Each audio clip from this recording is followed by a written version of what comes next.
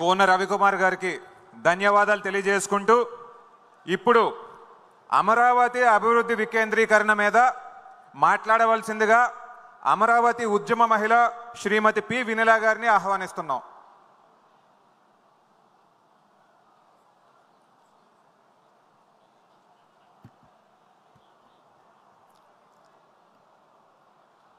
ఆంధ్రప్రదేశ్ ముఖ్యమంత్రి వర్యులు గౌరవనీయులు శ్రీ నారా చంద్రబాబు నాయుడు గారికి, తెలుగుదేశం పార్టీ జాతీయ ప్రధాన కార్యదర్శి యువ నేత మంత్రివర్యులైనటువంటి నారా లోకేష్ గారికి, వేదిక మీద ఉన్నటువంటి పెద్దలందరికీ, ముఖ్యంగా పసుపు కుటుంబ సభ్యులందరికీ నా హృదయపూర్వక నమస్కారాలు. 2024లో ఎన్డీఏ ప్రభుత్వం అధికారంలోకి రాకముందు ఏ వ్యవస్థలను చూసినా అప్పులు కుప్పలు అర్జీల తట్టలే మనకి దర్శనం ఇచ్చాయి. అటువంటి సమయంలో 2024లో ముఖ్యమంత్రి నారా చంద్రబాబు నాయుడు గారు బాధ్యతలు చేపట్టాక అతి కొద్ది కాలంలోనే ఆంధ్రప్రదేశ్ని మళ్ళీ అభివృద్ధి ప్రధానంగా నడిపిస్తున్నారు.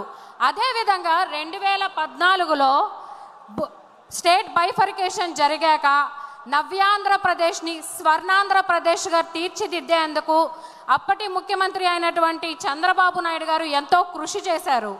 మరి ప్రతి రాష్ట్రానికి ఒక రాజధాని ఉండాలి. రాష్ట్రానికి రాజధాని అనేది ఒక ఆత్మగౌరవం లాంటిది. కాబట్టి 5 కోట్ల ఆంధ్రులకి ఒక రాజధాని, ఒక విశ్వనగరం లాంటి రాజధాని కావాలి.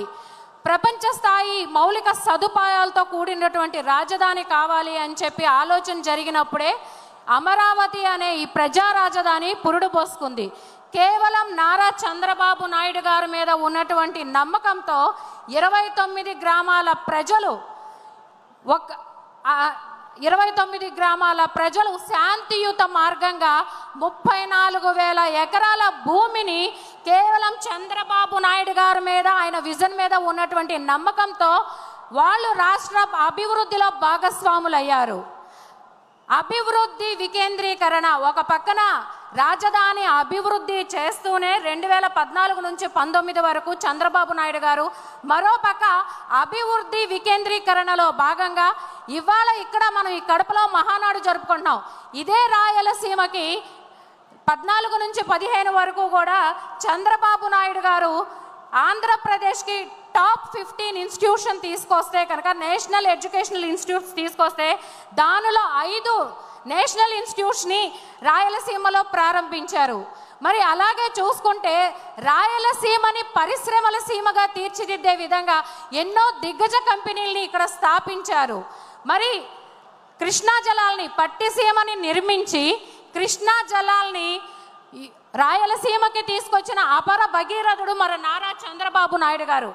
ఉత్తరాంధ్రని కూడా ఐటీ హబ్గా తీర్చిదిద్దు, పర్యాటక కేంద్రంగా తీర్చిదిద్దుతూ అమరావతిని ఆంధ్రప్రదేశ్ని అభివృద్ధి ఎజెండాగా అప్పటి వరకు నడుస్తున్న తరుణంలో 2019 ఎలక్షన్స్లో అనూహ్యంగా 151 తలల రావణాసుడు అధికారంలోకి వచ్చాడు. అప్పటి వరకు తెలుగుదేశం ఎజెండా అభివృద్ధి అయితే 2019 నుంచి 24 వరకు విధ్వంసమే ఎజెండాగా నడిచింది గత ప్రభుత్వం కూడా. నా అక్క చెల్లెమ్మలు అని చెప్పి అక్క చెల్లెమ్మల ఓట్లతో అధికారంలోకి వచ్చి మహిళల మీద, ముఖ్యంగా అమరావతి మహిళల మీద లాఠీలు జులిపించాడు గత ప్రభుత్వంలో జగన్మోహన్ రెడ్డి గారు. మరి ఎప్పుడైతే అధికారంలోకి వచ్చాడో విద్వేషం, రాజకీయ కక్షతో ప్రజా దర్బార్ని ప్రజల కోసం, అలా ప్రజా ప్రతినిధులకి అనుసంధానంగా ఉండాల్సిన ప్రజా దర్బార్ని కూల్చేశాడు. నేను స్వాగతిస్తున్నాను అమరావతి రాజధానిగా ఉండటానికి అని చెప్పి అసెంబ్లీ, దేవాలయం లాంటి అసెంబ్లీలో ఆ రోజున మాటిచ్చి తీరా అధికారంలోకి వచ్చి డిసెంబర్ 17, 2019లో 3 రాజధానులు అని చెప్పి రాష్ట్రాన్ని 3 ముక్కలు ఆడిన వ్యక్తి జగన్మోహన్ రెడ్డి. మరి అమరావతి ఉద్యమం సుదీర్ఘంగా 1631 రోజులు అమరావతి ఉద్యమం శాంతియుత మార్గంగా కొనసాగింది. అమరావతి మీద ఎన్నో రకాల విషం చిమ్మాడు అధికారంలోకి వచ్చిన కాడి నుంచి. అది ముప్పు ప్రాంతం అని, అది ఒక సామాజిక వర్గానికి సంబంధించిందని, ప్రజా ధనమంతా దాని మీదే వెచ్చేస్తున్నారు అని. కాదు, జగన్మోహన్ రెడ్డి, నీకు తెలియకపోవచ్చు కానీ ప్రజలందరికీ తెలుసు, ప్రజా రాజధాని అమరావతి ఒక సెల్ఫ్ ఫైనాన్స్ క్యాపిటల్. కాబట్టి ఆ రోజు నుంచి అమరావతి ఉద్యమంలో మా నినాదం ఒకటే, అభివృద్ధిని వికేంద్రీకరణ చేయండి, పరిపాలన కాదు. గతంలో చంద్రబాబు నాయుడు గారి తెలుగుదేశం ప్రభుత్వంలో అభివృద్ధి వికేంద్రీకరణ ఎలా జరిగిందో అలానే అభివృద్ధి వికేంద్రీకరణ చేయండి. భావితరాల భవిష్యత్తు కోసం మా సొంత పొలాలు ప్రభుత్వం నుంచి ఎటువంటి రూపాయి తీసుకోకుండా మేము భాగస్వాములు అయ్యామని చెప్పి, అమరావతి నిర్మాణంలో మేము సైతం అని చెప్పి మా సొంత పొలాల్ని మేము రాష్ట్రానికి రాసించాము. అలాంటి సమయంలో మీరు అమరావతిని మీరు ఇచ్చిన మాటకి కట్టుబడండి అని ఉద్యమం చేస్తుంటే శాంతియుత మార్గంలో ఆ రోజున ఏం చెప్పాడండి, నా అన్నదమ్ములు, నా దళితులు, నా అన్నదమ్ములు అన్నాడు. కానీ తీరా ఉద్యమ సమయంలో కృష్ణేపాలానికి సంబంధించిన దళితుల మీదే ఎస్సీ ఎస్టీ అట్రాసిటీ కేసు పెట్టి రైతుల చేతులకి బేడీలేయించాడు. అన్నం పెట్టిన రైతన్నలని, ఆ రోజున అమరావతి పుణ్యభూమిని అన్నం పెట్టిన రైతన్నల నెత్తురుతో తడిపిన దుర్మార్గుడు జగన్మోహన్ రెడ్డి. ప్రతి ప్రాంతంలోనూ విధ్వంసమే ఎజెండాగా నడిపాడు. గత 5 సంవత్సరాల్లో రాయలసీమని కరువు సీమగా తీసుకొచ్చాడు. మరి దాదాపు ఇతని తుగ్లక్ చర్యల వల్ల భారీ దిగ్గజ పరిశ్రమలన్నీ కూడా రాష్ట్రం వదిలి వెళ్ళిపోయినాయి, వలస వెళ్ళిపోయినాయి. పరిశ్రమలు కూడా దాదాపు కొన్ని లక్షల కోట్ల రూపాయల పెట్టుబడి నష్టపోయింది ఆంధ్రప్రదేశ్ ప్రభుత్వం. కొన్ని లక్షల మందికి ఉపాధిని మనం కోల్పోయాము.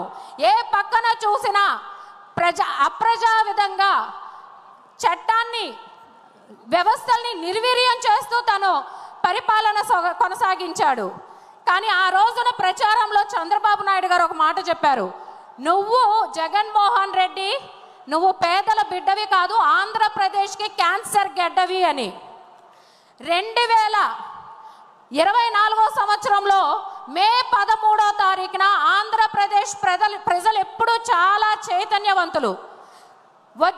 ఓటు అనే ఒక వజ్రాయంతో ఈ వైరస్కి పసుపు అనేది పూసి చెక్ పెట్టారు మన ఆంధ్రప్రదేశ్ ప్రజలు. మళ్ళీ నారా చంద్రబాబు నాయుడు గారిని తిరిగి అధికారంలోకి తీసుకొచ్చాము. చంద్రబాబు నాయుడు గారు అధికారంలోకి వచ్చిన అతి కొద్ది కాలంలోనే మళ్ళీ అమరావతి పునఃప్రారంభం కేంద్రంగా రాష్ట్రంలో 58,000 కోట్ల రూపాయల పనులు మన ప్రధానమంత్రి గౌరవనీయులు నరేంద్ర మోడీ గారి చేతుల మీదుగా ప్రారంభించారు. మరి ఉత్తరాంధ్రం చూసుకుంటే కూడా మన కూటమి ప్రభుత్వం అధికారంలోకి వచ్చాక, చంద్రబాబు నాయుడు గారు అధికారంలో ముఖ్యమంత్రిగా బాధ్యతలు చేపట్టాక ఉత్తరాంధ్రలో 11,000 విశాఖ ఉక్కు, ఆంధ్రుల హక్కు అన్నటువంటి మన విశాఖ ఉక్కుని ప్రైవేటైజేషన్ కాకుండా 14,440 కోట్ల రూపాయల నిధులు తీసుకురాగలిగారు. ఒక్క ఫోన్ కాల్తో, కేవలం ఒకే ఒక్క ఫోన్ కాల్తో మన యువనేత నారా లోకేష్ గారు అనకాపల్లిలో 1,40,000 కోట్ల రూపాయలు ఆదిత్య మిథిల్ స్టీల్ ప్లాంట్ని ప్రారంభించారు. ఇలా ప్రతి ఒక్క చోట ఇదే రాయలసీమని చంద్రబాబు నాయుడు గారు అనంతపురం జిల్లాని ఆటోమొబైల్ హబ్గా, చిత్తూరుని ఎలక్ట్రానిక్స్ హబ్గా, కడప కర్నూలుని సోలార్ గ్రీన్ ఎనర్జీ హబ్గా తీర్చిదిద్దుతారు. ఖచ్చితంగా మళ్ళీ ఆంధ్రప్రదేశ్ చంద్రబాబు నాయుడు గారి నాయకత్వంలో ఈజీ ఆఫ్ డూయింగ్ బిజినెస్ నుంచి స్పీడ్ ఆఫ్ డూయింగ్ బిజినెస్గా అడుగులు వేస్తుంది. చంద్రబాబు నాయుడు గారు అధికారం చేపట్టిన అతి కొద్ది కాలంలోనే రాష్ట్ర జీడిపి రేటు అభివృద్ధి పరంగా పరుగులు తీస్తూ ఉంది. సార్ ఖచ్చితంగా అంటే ఎంతమంది సైకోలు అడ్డుపడినా ఇదే కడప మహానాడు వేదికగా ఒకటే మాట అండి, ఎంతో మంది సైకోలు ఆంధ్రుల రాజధాని రాష్ట్ర అభివృద్ధిని అడ్డుపడాలని చెప్పి ఎన్నో విషపూరితమైన ప్రయత్నాలు చేశారు. కానీ ఎంతమంది సైకోలు అడ్డుపడినా ఆంధ్రుల ప్రజా రాజధాని అమరావతి నిర్మించడంలో ఆపటంలో ఎవరి వల్ల కాదు. ఎందుకంటే ఇది ఆంధ్ర ప్రజల కోసం నారా చంద్రబాబు నాయుడు గారు తీసుకున్నటువంటి సంకల్పం. ఆనాడు దేవతల రాజధాని నిర్మించింది ఆ దేవేంద్రుడు అయితే, ఈరోజు ఈ ఆంధ్రుల 5 కోట్ల ఆంధ్రుల భావితరాల భవిష్యత్తు కోసం మన విశ్వనగరమైనటువంటి అమరావతిని నిర్మించేది మన నిత్య శ్రామికుడు, మన విజనరీ లీడర్ అయినటువంటి నారా చంద్రబాబు నాయుడు గారు మాత్రమే. సూర్య చంద్రులు ఉన్నంత కాలం